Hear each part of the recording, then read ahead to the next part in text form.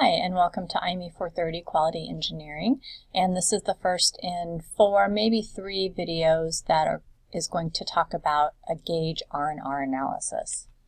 So the learning objectives for today, or for listening, are to explain the basic concept of gauge capability and why we do it, to calculate and explain the components. Repeatability and reproducibility are the components, and I'll talk about those a little bit later, and to actually conduct an analysis of measurement system capability. So measurement system analysis, MSA, is the same thing as GaugeR&R. The GaugeR&R stands for repeatability and reproducibility, and that's what we're going to be learning about today. We'll go over an example problem now, and then in class we're going to actually collect data with a measurement system, and then you're going to run the analysis yourself.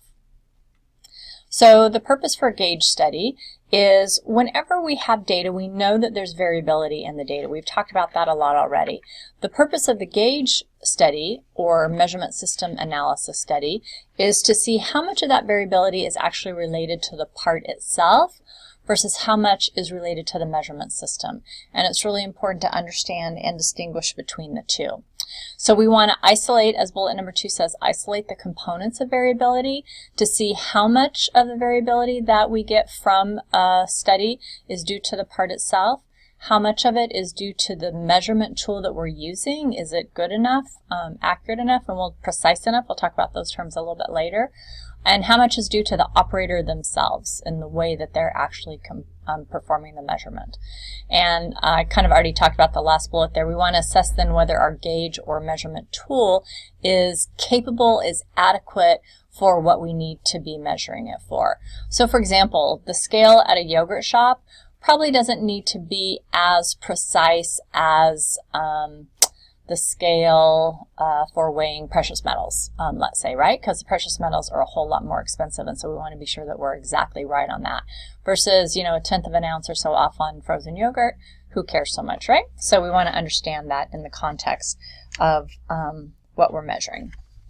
All right, and then next is, here's where we see the variance. So the variance, remember, standard deviation squared is variance. The measurement error, the variance of the measurement error, the variance of the gauge, is the variance of repeatability. So that's the variance related to the tool itself, the weight scale, the calipers, whatever it is that you're measuring with. And the variability, that's a result of the operator. The reproducibility is what we call that, the variance due to the operator. A student in a prior class told me the way he kept these straight is that reproducibility has an O in it and operator begins with O, and ever since then I've kept it straight too. So hopefully that'll be a little trick to help you. Reproducibility is the variance due to the operator. Repeatability is the variance due to the tool itself. The sum of both variances adds up to the total variance of the measurement system. Now, total variance of the measurement system. Oh, I know. What else I wanted to say there is remember that standard deviations are not additive, but variances are. So that's why we're going to be talking about variances when we talk through the gauge studies. And then we have some definition here of repeatability and reproducibility, but really the way to remember it is reproducibility, O, producibility is the variability due to the operator, how much variability the operator introduces into the system, and repeatability is how much of the variance in total is due to the measurement tool itself. So here's an example problem, and this is from the Montgomery text edition 7, I believe. Oh, no, maybe 6th edition is what it says here.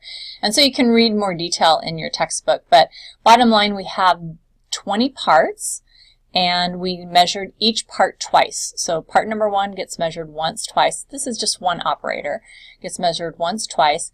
This is the average, so X bar we're familiar with seeing with our control charts, which we'll talk about in a minute over to the side here. And then we have the range, so the high minus the low for each one. So you can see these are all the X bars for all 20 parts. These are all the ranges for all 20 parts. And the X bar is the average of the same part measured twice. Okay, the same part measured twice. And then we have the grand average and our average range here.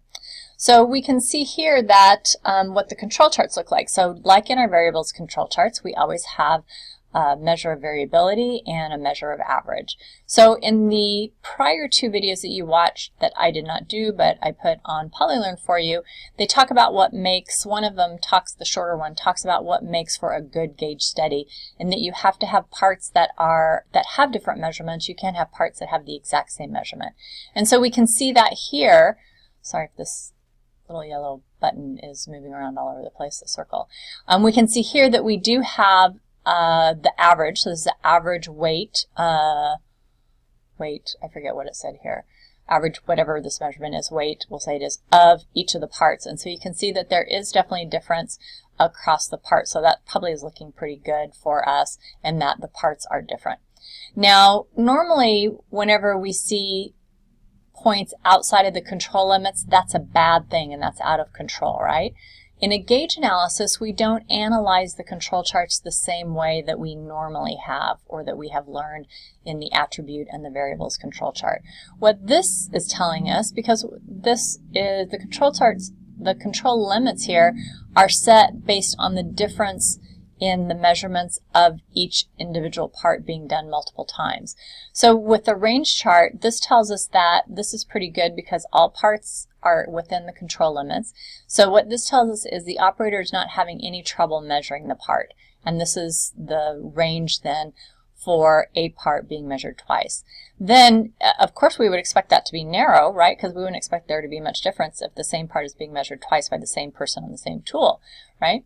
And so that's why we get control limits that are relatively narrow in this case, and then therefore our XYs are outside of the control limits. So in this case, that is okay. And what this is telling us is we do have a range of weights, if that's what this is, of this part, and so it's going to probably make for a pretty good gauge analysis.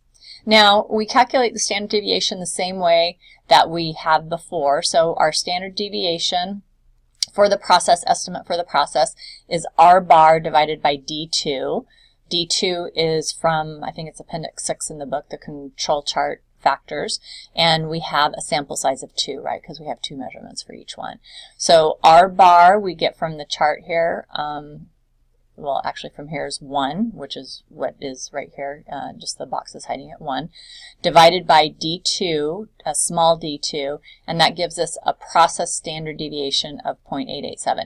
So this isn't the standard deviation of the process of making the parts, this is a standard deviation of the difference in a single part being measured multiple times. Okay, so this is the variance due to the measuring tool because the operator is the same, so it has to be the variance due to the measuring tool since we're measuring the exact same part twice with the same operator. The only thing that's different is the tool, so that must be what is causing the difference. So this is going to be the standard deviation of the tool of the measurement system of the gauge. And so to get variance, we know that we just square standard deviation to get variance, and so the variance related to this gauge is 0.787. And then you can take this data, if you would like, and type it into Minitab, and if you do, you'll find that the variance of the total data set is 10.062. So you can put this entire data set right here, all 40 numbers, into Excel or Minitab, and both will come back and tell you the variance of the entire data set is 10.62. So if we know that we have variance in total is the variance of the gauge of the measurement system plus the variance of the part itself. So here we have that point, oh, that should say divide right there. Sorry, that should say divide. 0.787, the variance of the gauge, divided, sorry about that, divided by the variance in total, which is what we got from running this data through Minitab or Excel. This says that 7.8% of the total variance is due to the gauge itself, is due to the tool itself. So in this case, that's probably not too bad. It really is going to depend on the part. Again, if this is frozen yogurt, who cares if it's off a little bit, right? The tool will, it's not going to break the bank. But if it's some precious metal or maybe some drug manufacturer, then 10% variability due to just the measurement tool itself in the system as a whole might be considered too much, and maybe we would need a new measurement tool as an example. Okay, so I just wanted to go back. Do we have? No, we don't. So we know that the total variability, sorry, the formula's not written here, but total variability is going to be variability of the part plus variability of the measurement error, which is made up of those, is going to equal the total. I'm pretty sure that's in Liz's video that you'll have watched before seeing this as well. Okay, so there is the first example and the introduction and a quick example of gauge capability has now been completed, and we'll move on to part 2 where we'll do another example in a little more depth. Thank you.